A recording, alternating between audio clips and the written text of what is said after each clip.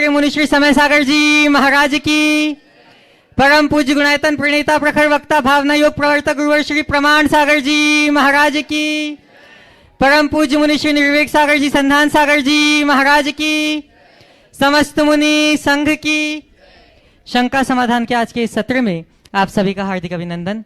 इससे पूर्व कि हम आज के इस सत्र को प्रारंभ करें, चलते हैं गुरु चरणों में, करते हैं प्रणिपात इस भाव से कि हमारे जीवन में भी हो सके सम्यक्त्व की सुप्रभात। सभी लोग हाथ जोड़ेंगे, मस्तक झुकाएंगे और मेरे साथ बोलेंगे, हे गुरुदेव नमोस्तु नमोस्तु नमोस्तु। बंधुओं, जैसा कि आप सभी को विदित है कि परम पूज्य गुरुदेव का विहार बड़े बाबा कुंडलपुर बप्पा की अतिशायनी छांव से निरंतर चल रहा है और आज का यह शंका समाधान देव डोंगरा ग्राम से हो रहा है और कल की आहारचर्या आगे बताई जाएगी।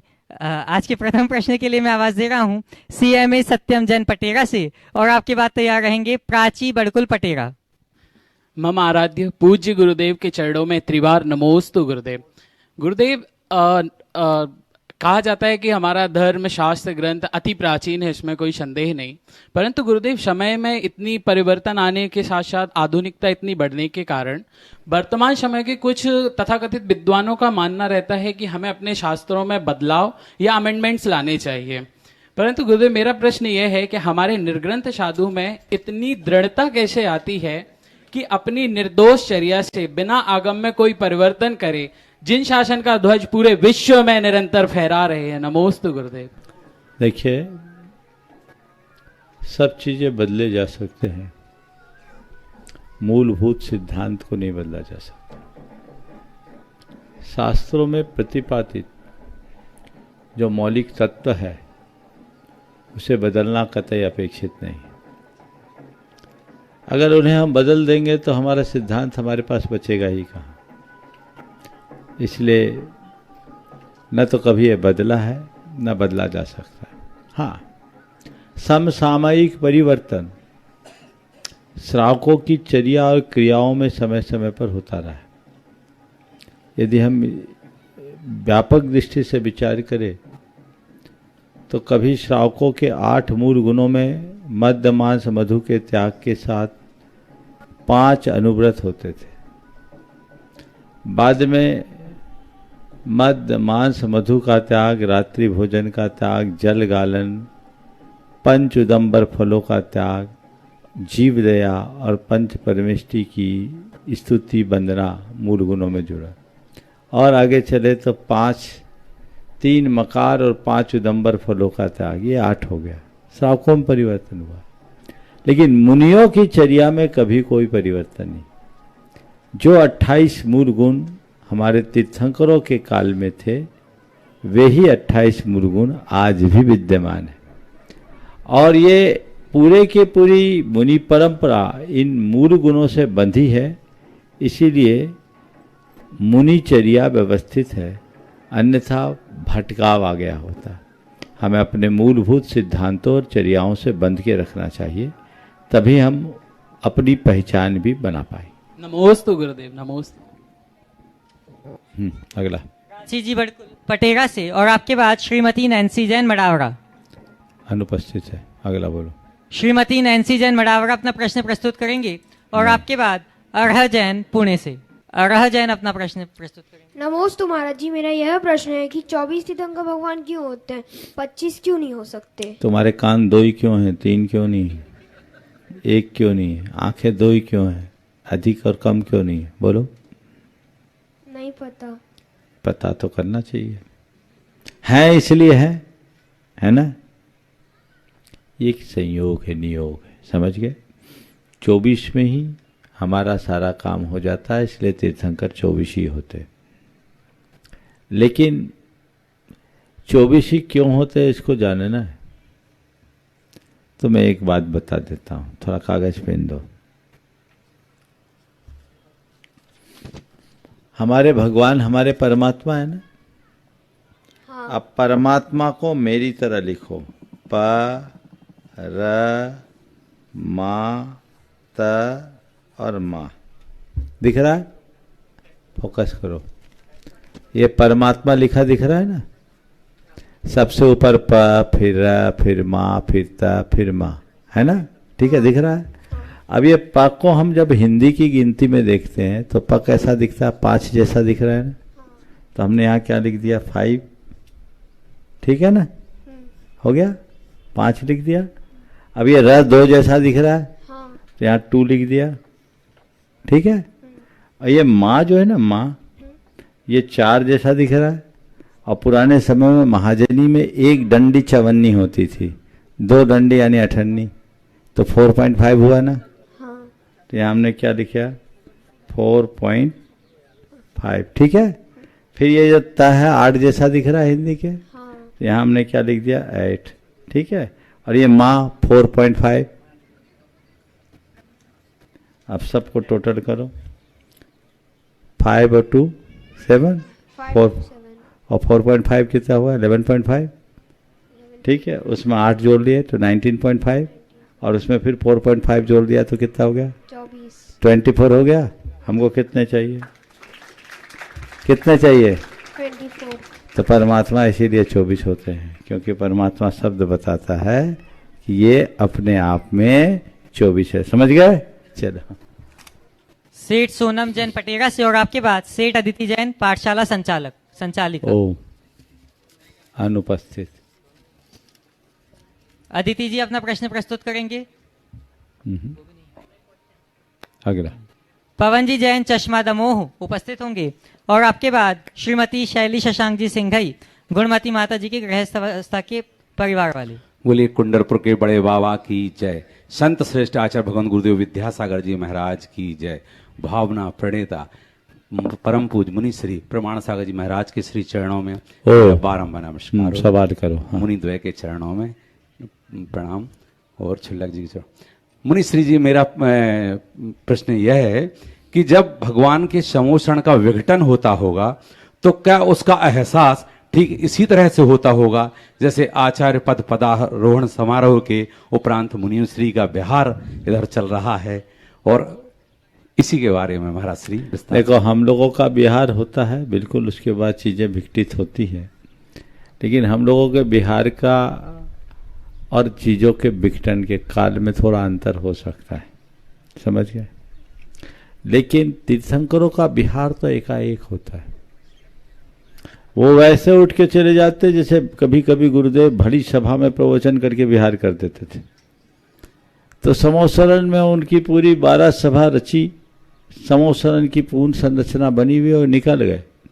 और जैसे निकले जनता भी चले गई, फिर उधर झांकता कौन है? देवों के द्वारा निर्मित समोसरण शीघ्र विसर्जित हो जाता है। चलिए। नमस्ते।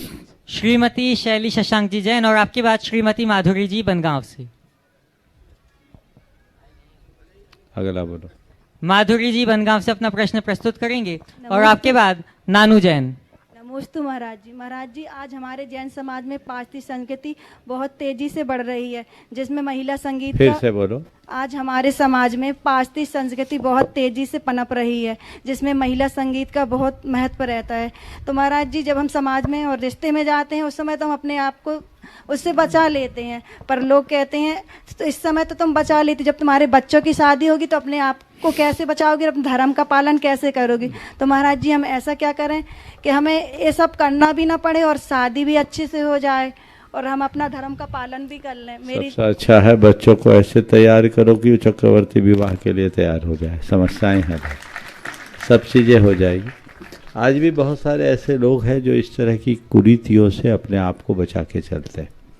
अगर आप दृढ़ता रखोगे और बच्चों में अच्छे संस्कार दोगे तो चीज़ें बच सकती हैं, और उसको बचाने के लिए हमें कुछ सावधानी रखने की ज़रूरत है। मेरे संपर्क में एक सज्जन हैं, बहुत बड़े उद्योगपति। उनके बच्चों की शादी हुई। शादी के बाद आजकल जो बैचलर्स पार्टी होती है, बच्चों ने अपने परिवार में ये बात रखी कि हम लोग बैचलर्स पार्टी रखेंगे। पिताजी ने साफ इनकार किया, बोले ये हमारे घर में नहीं होगा, तुमको इस तरह की कोई पार्टी आर्टी करने की ज़रूरत नहीं है। हाँ, अगर कुछ करना चाहते हो तो कुछ रचनात्मक काम करो जिससे हम लोक कल्याणकारी को उपक्रम कर सकें। बच्चों को बात समझ में आ गई, उनने उस तरह के कार्य किए, उनने जीव दया के क्षेत्र में बहुत अच्छे काम संपन्न किए, बच्चे मान गए। अगर घर के माँ बाप थोड़े दृढ़तापूर्वक बात रखे तो चीज़ें परिवर्तित हो सकती है। महिला संगीत आज विकृत रूप ले लिया। विवाह शादियों में गीत संगीत तो चलता ही है, पहले भी गीत होते थे और वो महिलाओं के ही द्वारा गाए जाते थे, जिसमें बना बनी के गीत होते थे। उसमें हमारी लोक संस्कृतियां पलती थी और उससे काफी होता था, हमारी परंपरा जुड़ती थी, एक दूसरे के प्रति प्रेम और आत्मीयता होती। अब आज की इस फिल्मी दुनिया के दौर में उसका स्थान महिला संगीत ने ले लिया और महिला संगीत है उसमें पुरुष आमंत्रित है। जरूरत क्या? अगर आपको महिला संगीत करना ही है तो विशुद्धतया महिला संगीत करें और हमारी उन पारंपरिक बातों को आगे बढ़ाए जिससे हमारी लोक संस्कृति पल्लवित हो और हम आपसी प्रेम और आत्मीयता को विकसित कर सके। नानू जी उपस्थित होंगे और आपके बाद अक्षय जी जैन निपानी, गुणायतन की शिरोमणि संरक्षक। अक्षय जी निपानी अपना प्रश्न प्रस्तुत करेंगे और आपके बाद श्रीमान राजेंद्र जी सेठ पटेरा से। नमस्ते महाराज जी, नमस्ते महाराज जी। माँ को बुला लो साथ। हाँ, माँ का ही शंका है महाराज जी। दोनों पूछ सकते हैं। हाँ, ठीक है महाराज जी। नमस्ते महाराज जी। दान देने से भोग भूमि में जन्म लेने का अवसर मिलता है, लेकिन वहाँ भोग भूमि में तपश्चर्या और महाव्रत नहीं है, तो ऐसे दान का क्या फायदा? बहुत सुंदर। दान देने से भोग की प्राप्ति होती, भोग भूमि जन्म लेते हैं, पर वहाँ तपश्चर्या और संयम की कोई भूमिका नहीं है। आपने पूछा ऐसे दान देने से क्या फायदा? निश्चित दान से ऊंचा त्याग है। त्याग करोगे तो उत्कृष्ट पद को प्राप्त करेंगे। दान अंश का होता है, त्याग सर्वस्व का होता है। पर ये भोग भूमि में जाते हैं ना, तो भोग भूमि में जाने के बाद हमारी आत्मा की कुछ पात्रता विकसित होती है। वहाँ से यह जीव स्वर्ग जाता है और स्वर्ग से च्युत होकर वापस यहाँ आता है तो भावांतरों में मुक्ति का मार्ग प्रशस्त कर सकता है। ये हमारी परंपरा से मुक्ति का कारण है। इसलिए भूमिका के अनुरूप हमें दान आदि के लिए उत्साहित होते रहना चाहिए। समझिए। अक्षय तुम्हें पूछना? नहीं महाराज जी, आपका दर्शन करके ही समाधान होता है। बहुत सुंदर। हाँ, राजेंद्र जी सेठ पटेरा से और आपके बाद अमित जी जैन पुणे। अनुपस्थित है। पुणे से अमित जी जैन और आपके बाद नीरज जी जैन कोटा से गुणायतन ट्रस्टी। नमस्ते महाराज जी। महाराज जी, मेरा प्रश्न ये है कि जैसे हम भक्तामृत स्त्रोत पढ़ते हैं तो भक्तामृत स्त्रोत के बारे में ये कहा जाता है कि जैसे अलग अलग स्त्रोत के अलग अलग लाभ होते हैं। जैसे 45 नंबर का स्त्रोत पढ़ने से स्वास्थ्य का लाभ होता है, 6 नंबर का स्त्रोत पढ़ने से बुद्धि का विकास होता है। तो ऐसे सभी मंत्र के अलग अलग प्रभाव है। तो भक्तामृत स्त्रोत को किस प्रकार से पढ़ा जाए कि इन सब स्त्रोत का असली लाभ, अत्यधिक लाभ मिल सके? मैं तो बोल रहा हूँ एक एक को पढ़ोगे तो अंश लाभ होगा, पूरे को पढ़ेगा तो पूर्ण लाभ होगा। अगर अपने जीवन को अमर बनाना है तो पूरा भक्तामृत पढ़ो, समझ गए। और बाकी चीज़ों को इच्छा है तो अपनी भूमिका अनुरूप जो हो वो पढ़ो। गुणायतन की संस्थापक सदस्य नीरज जी जैन कोटा से और आपके बाद हर्ष विजेता जी जैन चेन्नई से गुणायतन के संस्थापक सदस्य।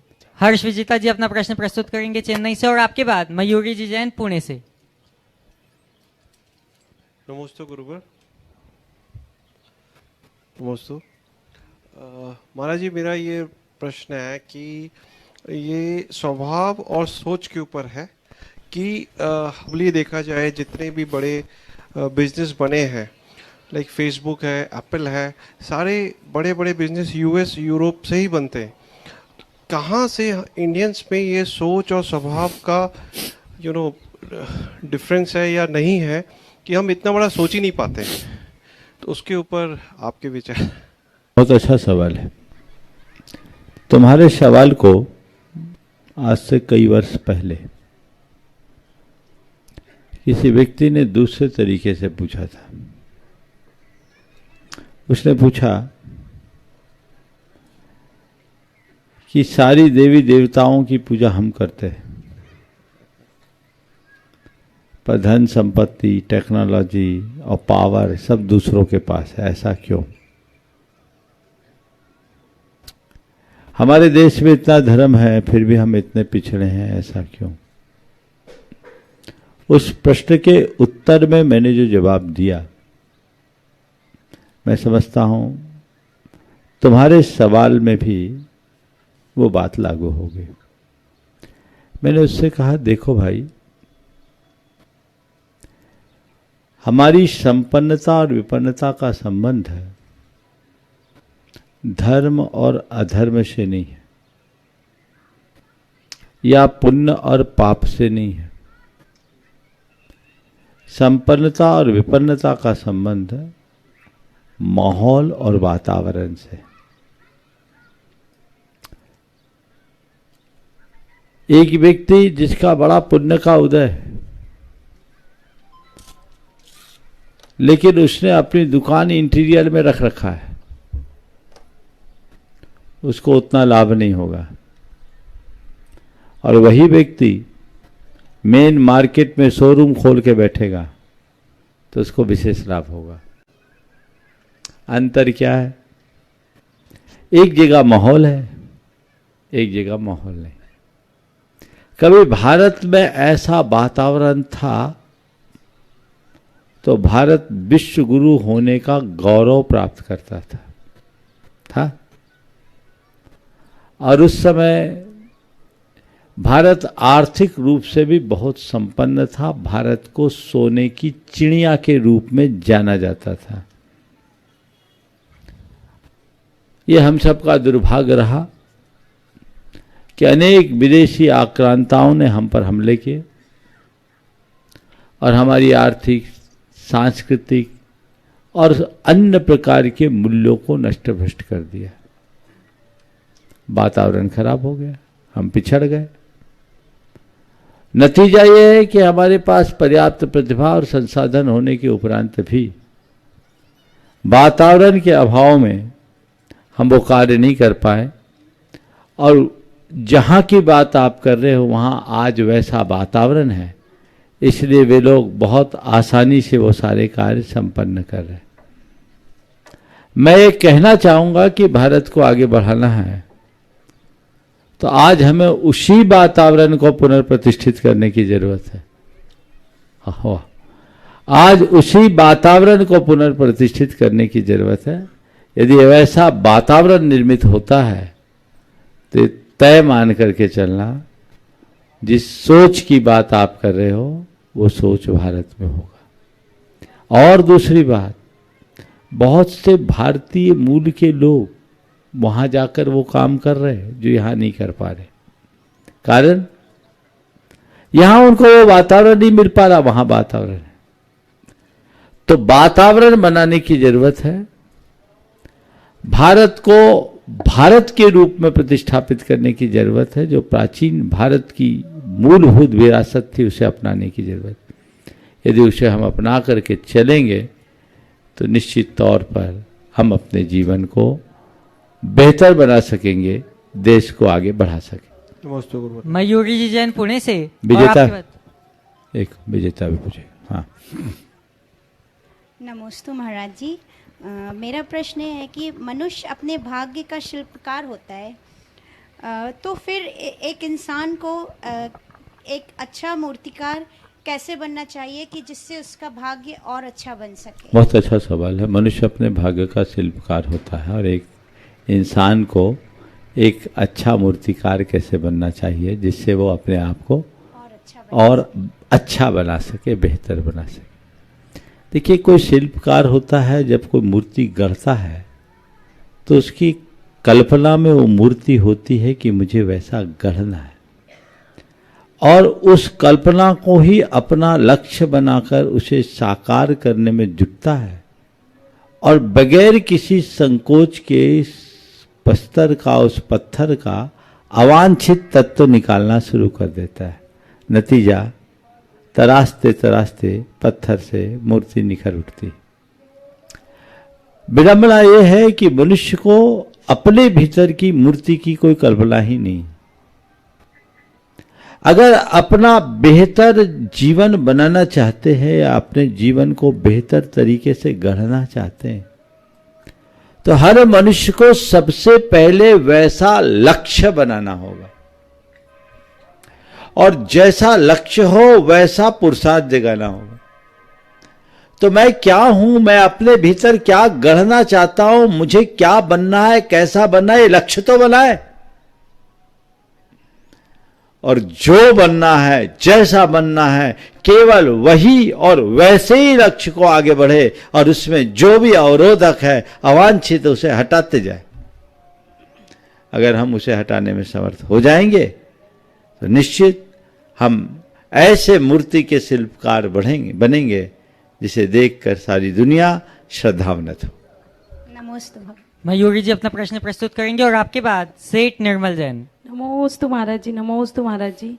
महाराज जी, मेरा प्रश्न यह है कि मेट्रो सिटी में बच्चों को पाठशाला आने के लिए पेरेंट्स को हम लोग कैसे मोटिवेट करें। कई बार बच्चे तो आना चाहते हैं पर पेरेंट्स उनको पेरेंट्स ये बोल देते हैं पाठशाला टीचर्स से कि इनका एक्स्ट्रा क्लासेस है इसलिए इस टाइम पे नहीं आ पाएंगे। तो कई बार हम लोग एक दिन की भी क्लास रखते हैं कि चलो एक दिन तो आओ, पर फिर भी वो लोग उतने मोटिवेट नहीं होते हैं। तो उनको कैसे मोटिवेट करें? सबसे पहली बात तो हमें पाठशाला के महात्म को बच्चों की अपेक्षा उनके पेरेंट्स को बताना चाहिए। अगर अभिभावकों के मन में पाठशाला की महत्ता बैठ जाए तो वो बच्चों को प्रेरित करेंगे। उन्हें समझाना चाहिए कि एक्स्ट्रा क्लासेस जितना जरूरी है उससे कहीं ज़्यादा जरूरी पाठशाला भी है। तो पाठशाला की महत्ता को बताएं। दूसरा, बच्चों के हृदय में पाठशाला के प्रति इतनी प्रगाढ़ रुचि जगा दे कि बच्चे खुद पाठशाला को मिस करने के लिए परेशान हो जाए कि हमें मिस करना ही नहीं, हमें पाठशाला जाना ही। जैसे विभिन्न प्रकार की एक्टिविटीज के लिए बच्चे उत्साहित होते हैं, वैसे ही पाठशाला भी एक अच्छी एक्टिविटी का रूप ले। टेक्नोलॉजी के साथ यदि बच्चों को पढ़ाया जाए तो बच्चे उसमें बहुत अच्छा रुझान रख सकते हैं। प्रामाणिक पाठशाला इसकी एक महत्वपूर्ण कड़ी है, शायद आप परिचित होंगे। जी महाराज जी, अभी पुणे में बहुत अच्छा उसके तो लिए बस हुआ और उससे बच्चे भी जुड़ रहे हैं, अभिभावक भी जुड़ रहे हैं। पर मेट्रो सिटीज में एक प्रॉब्लम ये भी होती कि घर बहुत दूर दूर होते हैं, आवागमन में थोड़ी दिक्कत होती है। तो हम उनके लिए उनकी सुविधा के अनुसार कुछ वर्चुअल प्रोग्राम भी बना सकते हैं ऑनलाइन, और समय समय पर सामने प्रत्यक्ष रूप से भी कर सकते हैं क्रैश कोर्स आदि के माध्यम से। अगर हम ऐसा नहीं करेंगे तो फिर बच्चे पाठशाला के प्रति पूरी तरह उदासीन हो जाएंगे। हमें उनकी उदासीनता को दूर करते हुए उन्हें रचनात्मक दिशा देनी चाहिए। नमोस्तु महाराज जी, एक ऑनलाइन भेजा है, पूछ लूं? पूछ लीजिए। महाराज जी, सुमित जैन खराड़ी विरोधय वन से पूछ रहे हैं, 18 तारीख को मेरे दादाजी का 94 आयु में सभी प्रकार के आहार और सभी परिग्रहों के त्याग के साथ देवलोक गमन हुआ। उन्होंने 14 से 9वीं तक अन्न का त्याग कर दिया था। अष्टमी तक उन्होंने देव दर्शन भी करे और 10वीं को पूरी चेतना के साथ निर्जल उपवास करा और अगले ही दिन 11 उनका 19:04 9:15 पर देह परिवर्तन हुआ। देह परिवर्तन के कुछ मिनट पहले उन्होंने अपने सभी वस्त्र त्यागने की इच्छा करी और स्वयं से ही त्याग दिए और उसके कुछ समय में वो हम सबके बीच नहीं रहे। आजीवन उन्होंने मूक प्राणियों के आहार की व्यवस्था करी और जीवन भर देव शास्त्र और गुरु की आराधना तन मन धन से करी। ऐसे में उनके देवलोक गमन को क्या हम समाधि के रूप में मान सकते हैं, और अगर नहीं तो उनकी 13 दिवस की विधि को कैसे हम माने? कृपया शंका का समाधान करें। अगर प्रतिज्ञा पूर्वक उन्होंने क्रम से भक्त प्रत्याख्यान किया तो वो निश्चित समाधि मरण। जिस तरीके से आपने क्रम बताया बहुत प्रशंसनीय है। कदाचित उन्होंने प्रतिज्ञा पूर्वक त्याग न भी किया हो तो इसे सम्यक मरण या सुमरण की श्रेणी में रखा जा सकता है। समाधि मरण तभी कहा जाता है जब भक्त प्रत्याख्यान होता है, विधि पूर्वक प्रतिज्ञा पूर्वक त्याग होता है। जैसा आपने बताया, आखिरी दिनों में उन्होंने अपने वस्त्र का स्वयं से त्याग किया, उपवास लिया, तो मुझे ऐसा लगता है उन्होंने एक प्रकार का भक्त प्रत्याख्यान कर ही दिया। और यदि ऐसा भक्त प्रत्याख्यान हुआ है तो उसे समाधि मरण कहने में कोई संकोच नहीं करना। नमोस्तु महाराज जी, नमोस्तु महाराज। सेठ निर्मल जैन और आपके बाद श्रीमती सोनल जैन पटेरा से। नमोस्तु महाराज जी, नमोस्तु। महाराज जी के चरणों में सत सत बार नमस्तु, नमोस्तु, नमोस्तु। महाराज जी, मेरी एक शंका है कि अधिकांश लोग रात्रि भोजन का त्याग करते अपनी समाज में देखा है, लेकिन रात्रि भोजन के त्याग के अलावा और कई वस्तुएं जो मूंगफली है, सिंगाड़ा है या कोई भी साबूदाना है, कई वस्तुएं लोग बाग खाते हैं, तो इसका क्या दोष नहीं लगता? इसका समाधान। जब मैं संघ से जुड़ा था, नया नया था, मेरे जीवन का यह बड़ा सौभाग्य है कि जीवन में पहला आहार गुरुदेव के कर कमलों में देने का अवसर मिला। पहली बार पड़गहन के लिए खड़ा हुआ था और गुरुदेव आ गए थे। मेरे हाथ में लोगों ने जग पकड़ाया और मुझसे कहा, कुछ समय के लिए रात्रि भोजन का त्याग कर दो। उसके पहले मैं प्राय रात में ही खाता था। मैंने मन से कहा, खाना तो जिंदगी भर, छोड़ना तो जिंदगी भर। और मैंने शुद्धि बोलकर कह दिया, मेरा रात्रि भोजन का आजीवन त्याग। उस समय मेरी स्थिति ये थी कि मुझे जब कहा गया शुद्धि बोलो, तो मैंने कहा शुद्धि शुद्धि शुद्धि। मुझे ये भी पता नहीं था कि मन शुद्धि, वचन शुद्धि, काय शुद्धि, आहार जल शुद्ध है बोलना चाहिए।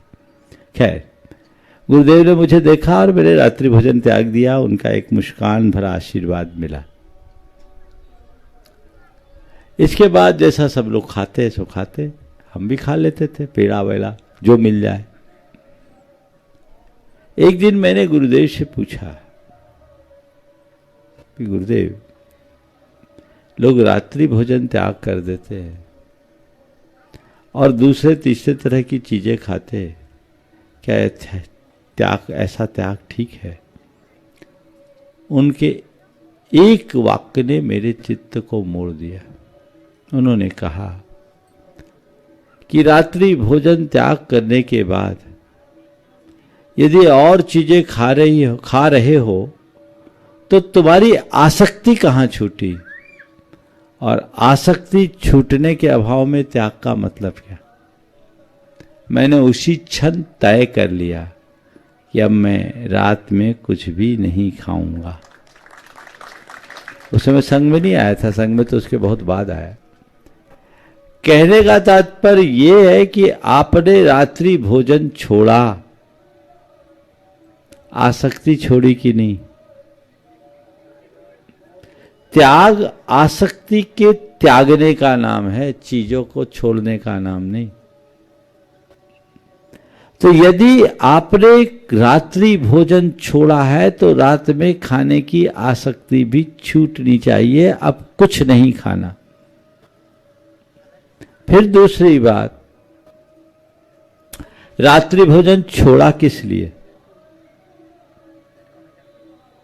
जीव हिंसा से बचने के लिए ना। तो रोटी खाने में जीव हिंसा होगी और कलाकंद खाने में नहीं होगी।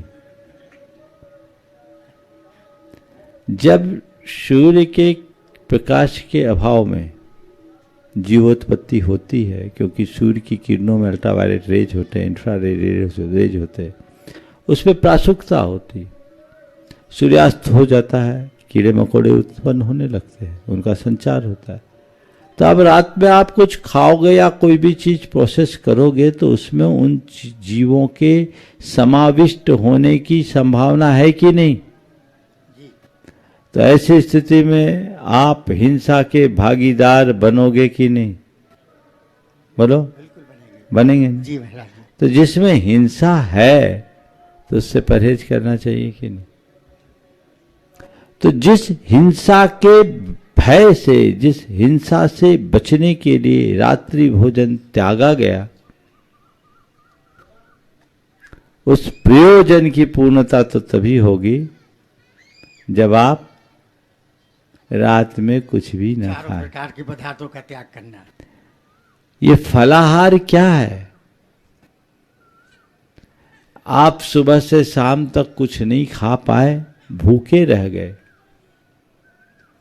तकलीफ होने लगी, तो चलो भाई, हमने अन्य चीज़ों की अपेक्षा एक आध सेब खा लिए, एक आध केला खा लिए, एक गिलास दूध पी लिया, पेट को आधार दे दिया, काम खत्म। ये था। पर आप लोगों ने पगडंडी को राजमार्ग बना दिया और अब आपका फलाहार फुल आहार का रूप ले लेता है। उससे बचिए, उसका परहेज कीजिए, फलाहार को फुलाहार मत बनने दीजिए। और जो चीजें आप खाते हैं वो सब कोलेस्ट्रॉल बढ़ाने वाली,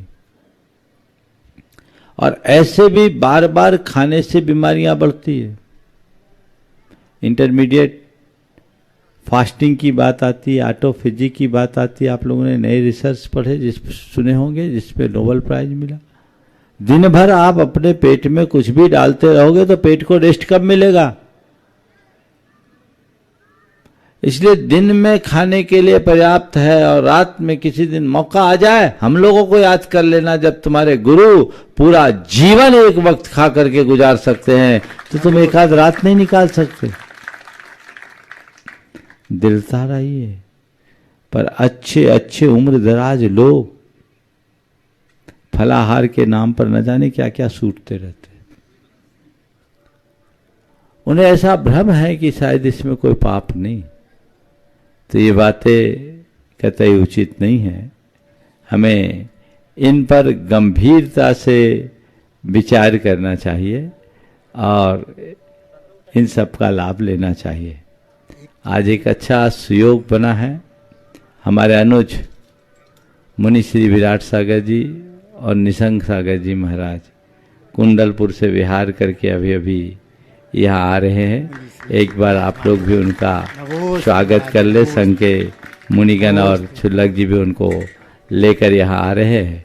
वो यहाँ विराजेंगे और उसके उपरांत आगे का ये क्रम जारी रहेगा। महाराज जी अभी कुंडलपुर से पटेरा हार करके यहाँ आ रहे हैं। जय बोलिए परम पूज्य मुनि प्रवर श्री विराट सागर जी महाराज की, परम पूज्य मुनि श्री निसंग सागर जी महाराज की।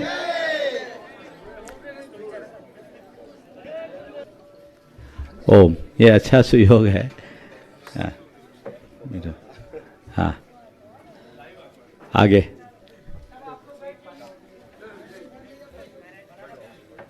अब नीचे के सवाल बंद करो, ऊपर के सवाल, एक सवाल लेके महाराज लोग सवाल करेंगे। अगले प्रश्न के लिए श्रीमती सोनल जी जैन पटेरा से। ओ, ऊपर ले लो। हाँ, पहले संधान सागर जी। सोनल जी पटेरा अनुपस्थित नहीं है।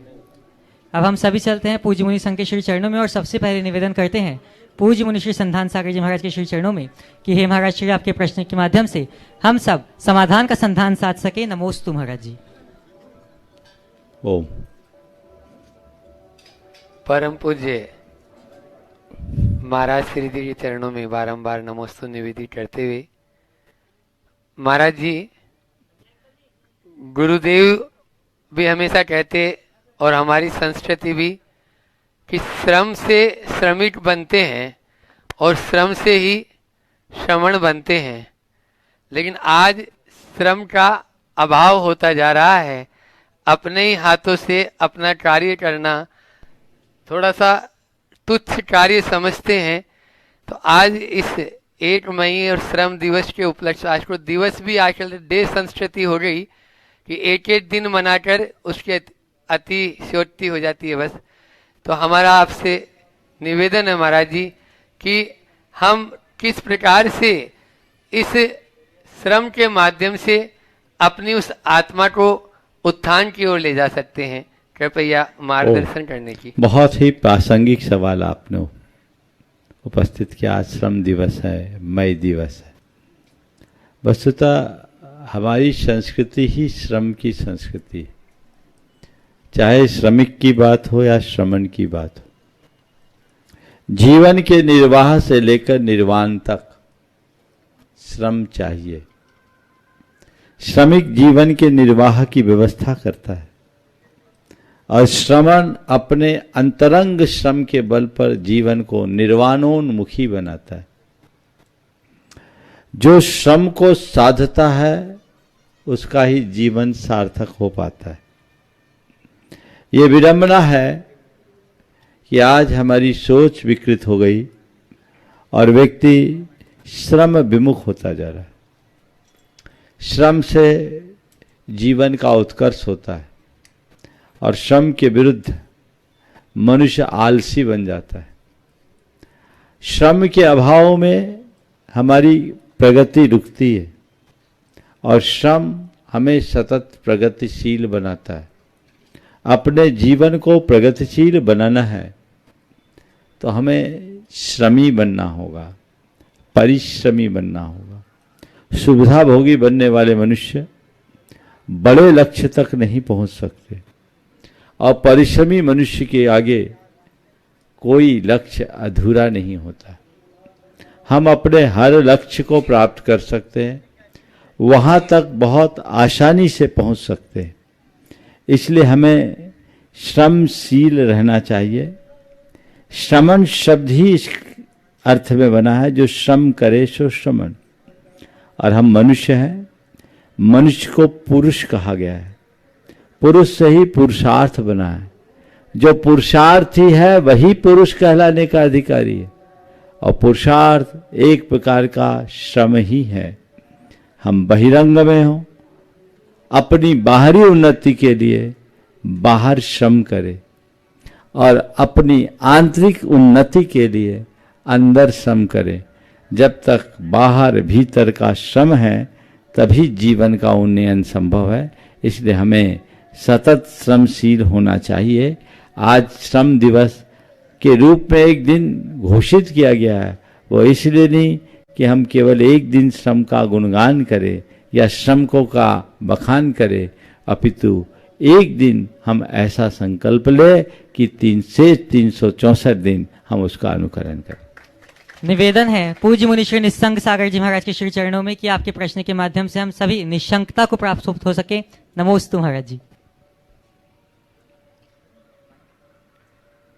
देवादिदेव एक हजराट श्री आदि ब्रह्मा श्री आदिनाथ भगवान की परम पूज्य परम उपकारी संत शिरोमणि आचार्य गुरुवर श्री विद्यासागर जी महामुनिराज की परम पूज्य 108 श्री आचार्य समय सागर जी मुनिराज की परम पूज्य निर्यापक श्रवण श्री प्रमाण सागर जी मुनिराज की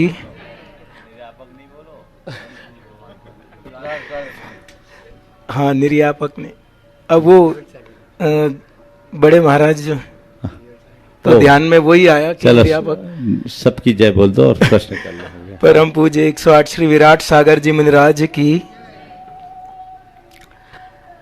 महाराज जी। अब जैसे यही शंका हो गई कि अभी बीच में ये निकल गया कि निर्यापक श्रवण, तो अब मेरा क्वेश्चन तो यही है, शंका यही है कि मुनि को कितना बोलना है, कब बोलना है, कैसे बोलना है, ये शंका बहुत मन में चलती रहती है और मुझे पता है इसका निवारण आप जरूर करेंगे। देखो सच्चे अर्थों में मुनि को तो बिल्कुल नहीं बोलना है मुनि को मौन रहना है। लेकिन मुझे पता है और सबको ये पता है मौन रहने से भी काम नहीं चलने वाला है। मुनि को कई जगह मुखर भी होना पड़ता है। ये बात सही है, साधना स्वगत होती है और स्वगत साधना के लिए हमें संसर्ग से मुक्त होना जरूरी।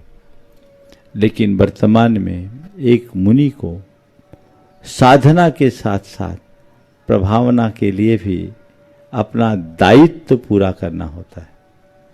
जब तक साधना का दायित्व है किसी की तरफ देखो भी मत, दीवार की तरफ मुंह करके बैठ जाओ।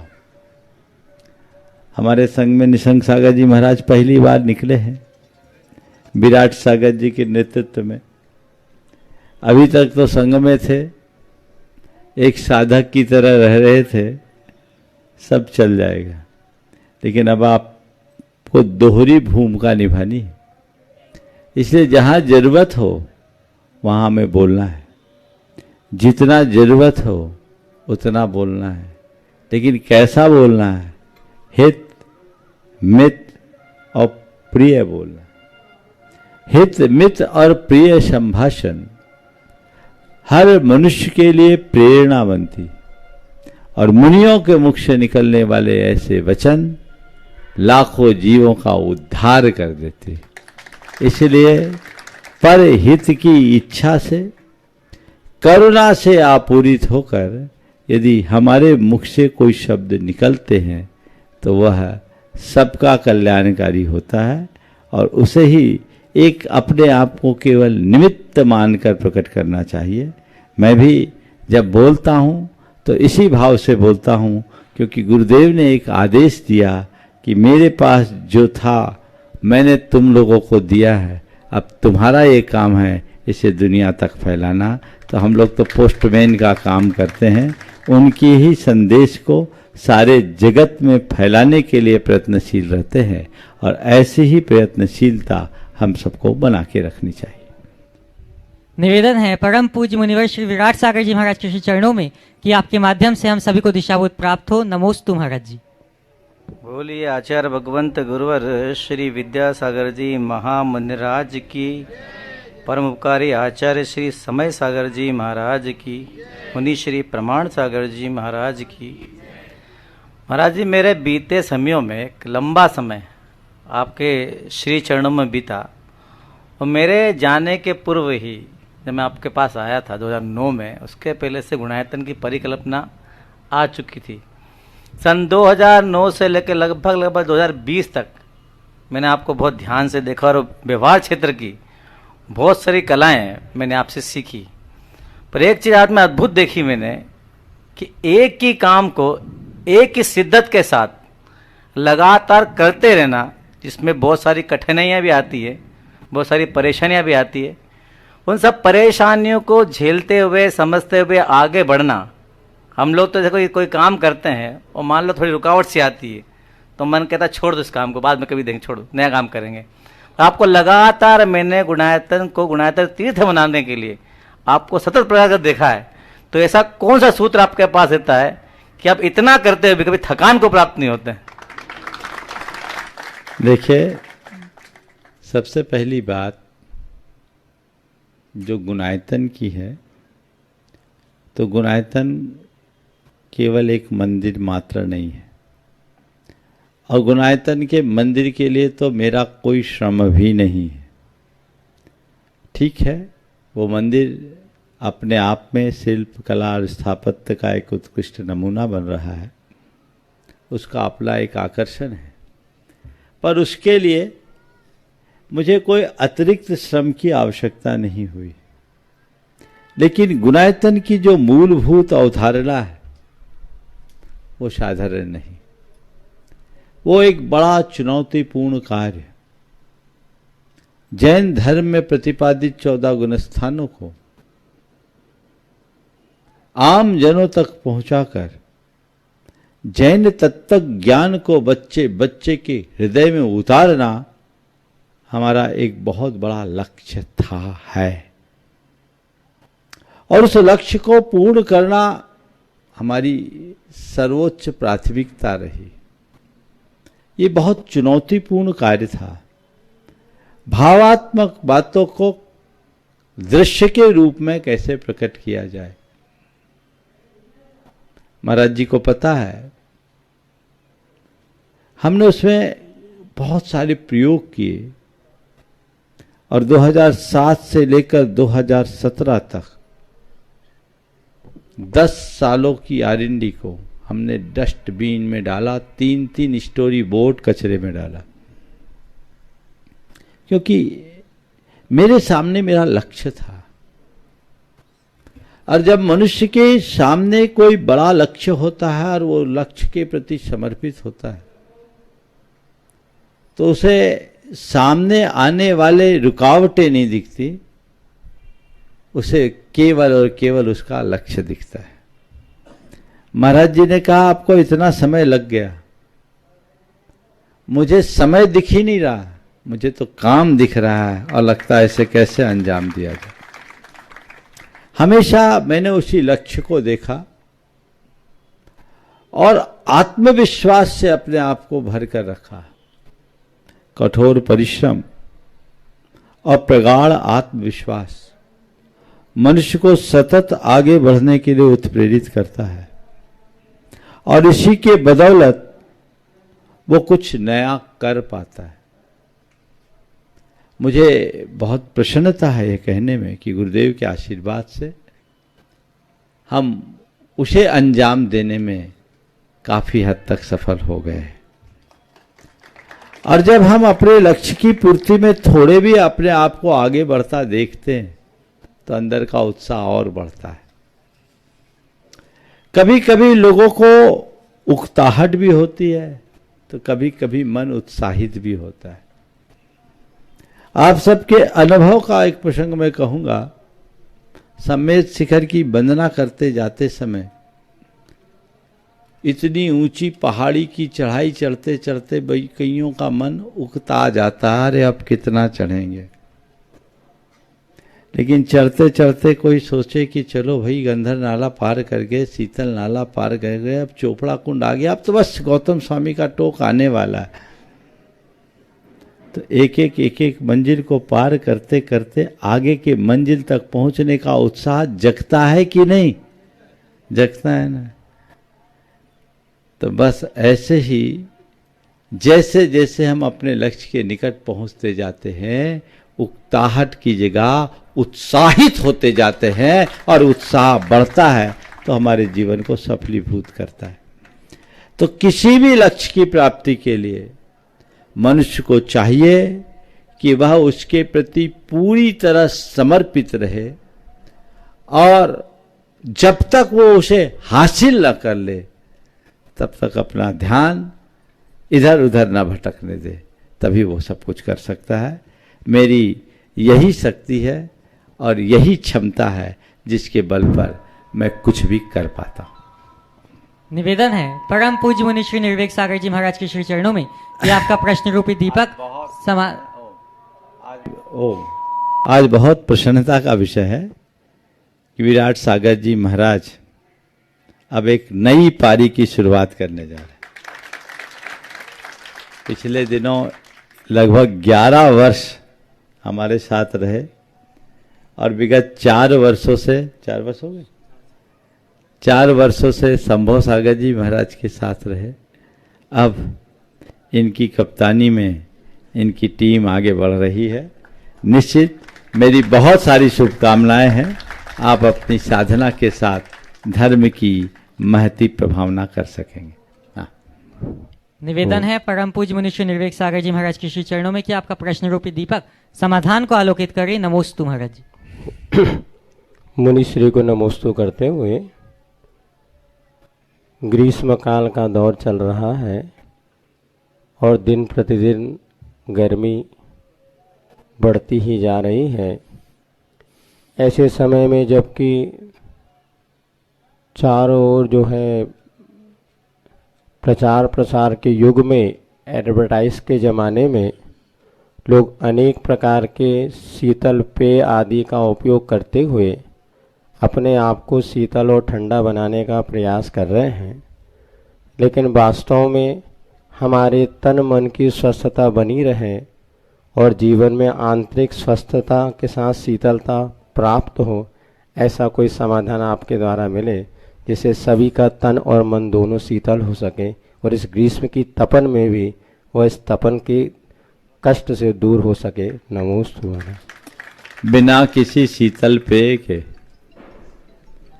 तन मन को शीतलता प्रदान करते हुए जीवन की आंतरिक शीतलता के लिए महाराज श्री ने आप सबको कुछ सूत्र देने की बात की। मुझे नहीं पता कि शीतल पेय पीने के बाद भी आपका मन शीतल हो या ना हो,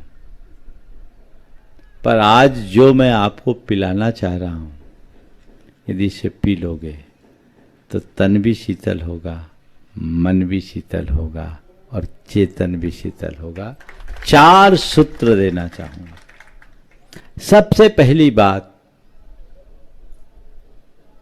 सात्विक आहार करें। अपने तन की स्वास्थ्यता के लिए आहार सात्विक और संतुलित होना चाहिए। असात्विक आहार, असंतुलित आहार अनेक प्रकार की बीमारियों को जन्म देता है। एक बात अपने हृदय में बिठाएं कि हम खाने के लिए नहीं जी रहे हैं, जीने के लिए खा रहे हैं। भोजन को औषधि की तरह लें ताकि औषधि लेने की जरूरत ही न पड़े। ये तन की स्वस्थता के लिए अत्यंत अनिवार्य है। दूसरी बात, आप स्वावलंबी बने, अपना कार्य अपने हाथ से करने का अभ्यासी बने, परिश्रमी बने। अगर आप स्वावलंबन के धनी बनेंगे तो आपका शरीर पूरी तरह स्वस्थ बना रहेगा। अपने शरीर के स्वास्थ्य के लिए इसका आलंबन जरूरी है। तीसरी बात, अपने अंदर आध्यात्मिकता को भर कर रखे ताकि आप चीजों से अप्रभावित रहने की क्षमता विकसित कर सके। चाहे जैसी भी परिस्थिति आए आप उससे अप्रभावित रहने लगोगे तो आपका मन शीतल और शांत बना रहेगा। और चौथी बात जो जीवन के लिए बहुत उपयोगी है, हर दृष्टि में, हर स्थिति में सकारात्मकता अपनाएं। यदि सकारात्मकता को अपना करके चलेंगे तो आपके अंदर हमेशा शीतलता बनी रहेगी। समय आप सबका हो गया, यहीं पर विराम। बोलिए परम पूज्य आचार्य गुरुवर श्री विद्यासागर जी महाराज की।